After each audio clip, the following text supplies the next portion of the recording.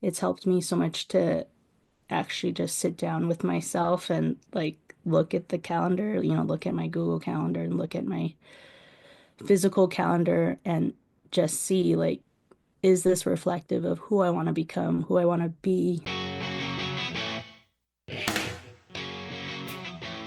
Welcome to the Simplified Organization podcast, 15-minute conversations with real moms about managing our homes and family life cheerfully to the glory of God. We can actually enjoy housework and love being homemakers when we focus on truth and work with gratitude. I'm Mystie Winckler, homemaker, homeschool mom, and author of the book Simplified Organization: Learn to Love What Must Be Done. I write and podcast at Simply Convivial, and I run Convivial Circle, a community helping women to excel at homemaking and do life cheerfully. And today I'm joined by one of our members inside Convivial Circle, Kaitie Neely. Kaitie is wife to a software engineer, a homeschool mom to 4 kids, an occupational therapist, and a certified pediatric sleep consultant. She enjoys building community, going on nature walks, and working on her tennis game. So thank you so much for joining me today, Kaitie. Thanks for having me. So inside Convivial Circle, we just wrapped up Simplified Organization Community Coaching. And it's really an early piece, but it kind of touches everything after, are the vocations. Yes. And you had mentioned in your graduation assessment, that was something that has changed for you recently, but has really been a helpful concept to Mhm. work through what you have going on right now. So you want to kind of jump Yes. in and tell us a little bit about your story? Yeah, I appreciate that vocations are the key to being organized and helping me to be reminded of my responsibilities and that they shift and change over time depending on the season that I'm in. And recently they've changed for me. I also love the verse from Proverbs 31:27 that says, "She watches the ways of her household and does not eat the bread of idleness." Just that verse reminds me of, that I am not to be sitting around and just waiting. I should be using my hands, using the time given to me to be productive, to be useful, to bless my home and my family. So, regarding vocations, just through your course, I've started doing some exploration of prioritizing what's important for me. And with starting some paid work, I've had to kind of shift those things around. So, kind of my top vocations, of course, are being a wife and a mother and just, being faithful at did I meal plan for the week, which is always a hard one for me. But did I meal plan for the week? Do I have what I need to make healthy, nutritious meals for my family? Or did I forget? And, that's a ball that sometimes drops. And as well as, did I ask my husband this week, what is it that he would like me to do this week, which is always a good question to ask. So learning to do that is also a good, reminder that those are the priorities I want to have for my schedule for my week. Yeah, Um, it's so easy for projects and different things that can become consuming, but really aren't priorities. If we don't really think about it and be mhm. intentional, then they can take over. Yes, yeah. Also being a home educator, did I make sure that my kids were prepared for class? We do a 1 day a week school on Fridays, and there's work to be done before Friday comes around.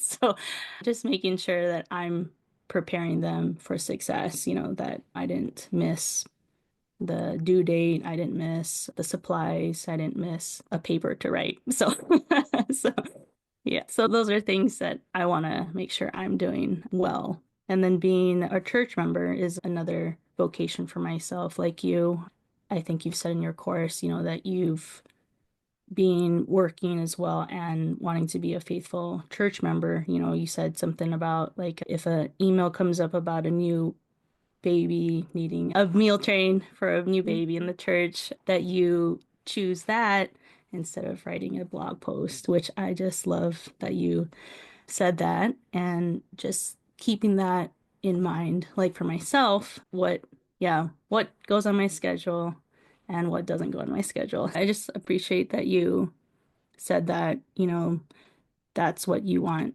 to prioritize in your schedule to serve the church because it's easy to get distracted by other good things like writing a blog post or doing marketing for myself or something. But yeah, those are some things I'm trying to reevaluate and think about more clearly. Use a litmus test that you said for myself. And then, of course, creating a weekly dashboard and daily cards have been kind of my bread and butter that I just can't live without. And it's been so helpful to think, you know, again, through those vocations and what are the things that are important. And those things should show up on my dashboard. Those things should show up on my daily card.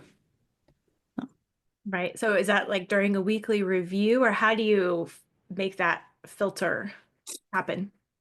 yeah, I guess I kind of do it more from the weekly dashboard, setting the goals, the weekly goals, and then yeah, hopefully that carries over to the daily card. It doesn't always.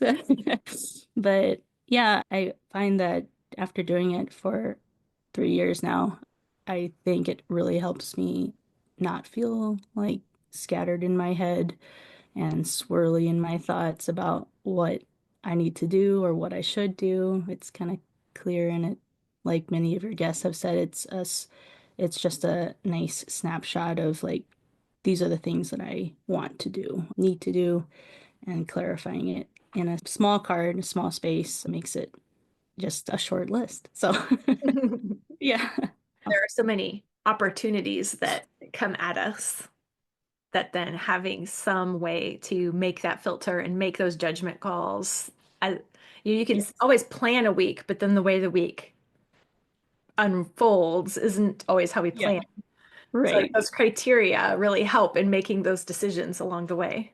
Yes. And I love that, say to just it's good to plan and be prepared. It doesn't mean, of course, any of those things are going to happen. It's all God's providence and grace in our lives, but that doesn't mean we don't plan. That doesn't mean we don't prepare and be somewhat organized to have some sort of plan of action to do. So, yeah, and even just thinking about like regarding my family too, like I shouldn't miss the laundry. I shouldn't miss the seasonal clothes.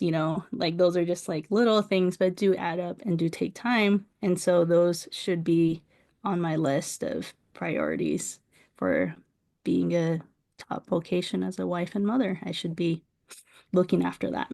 So, um, yeah, and I guess also with the dashboard and the daily card. Just it's helped me so much to actually just sit down with myself and like look at the calendar, look at my Google Calendar and look at my physical calendar and just see like, is this reflective of who I want to become, who I want to be? Like it's just with my digital calendar, it's very nice to like go back and see like, okay, like I did meet some of those vocations. I did do some good stuff last week, but it's nice reminders to also keep going. Yeah. So, Yeah, that pausing to look back and notice what did happen is so easy to overlook, always thinking about what's coming next or what didn't happen. yes. So, yeah, and regarding starting a new vocation as a sleep consultant, just keeping a time limit for myself on that because that's not the top vocation for myself. It's a good one, but it's not the most important ones. And so keeping myself accountable with like, making sure I'm not spending too much time on that and forgetting to change out the seasonal clothes. Yeah. Do you have any like strategies that have helped you in managing that? Yeah, I guess setting an actual timer, a Yeah. real timer, the 10 minutes. I do that for, decluttering, but also just for myself of how much time I should be on the computer or how much time I should spend on my phone. It's a struggle, of course, but just those reminders for myself in like a calendar. Sometimes, like I should probably put it more clear for myself, like stop time. But yeah, do you have or do you kind of do sort of reminders for yourself? Oh yeah. Can yeah. Is it And more and like timers digital? are so helpful. Oh, okay, timers too. Yeah. Mhm. Yeah.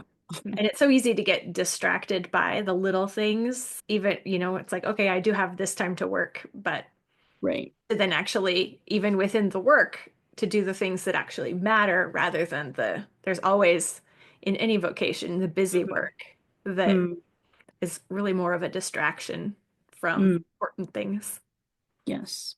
Yeah, and also just, making sure that to fulfill my vocations that I want to do, I need to be properly resting and sleeping and prioritizing my own physical needs and exercising and eating healthy. So those take a lot of time too. But, if I can be disciplined around those things, I mean, it sounds easy to say it, but it it will have great effects on how productive and how effective I am with the other vocations. Thank you so much for joining me and sharing your experience.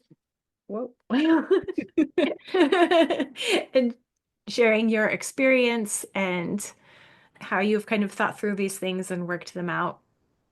I know Yes. that vocations sometimes feels like a vague or, like, oh, how is naming vocations like going to actually do anything? But it's Mm, a thinking exercise that really does help us clarify what's right. going on in our lives and how to make decisions. Just choosing what you say yes to and what you say no to is helpful to, yeah, name them. So, yes. As Kaitie explained, vocations really are a key element of figuring out how to make plans in your life, but also how to move forward with the right kind of baby step progress. We can't do everything, but we can do what God has called us to do. And so we have to think about our life in terms of our vocations. That's why I'm doing a masterclass on finding and naming your vocations. You can find out more information about this masterclass and how to get the most out of it by visiting simplyconvivial.com/vocation or find a link in the description of this episode. It is a concept that will help you to repent, rejoice, repeat.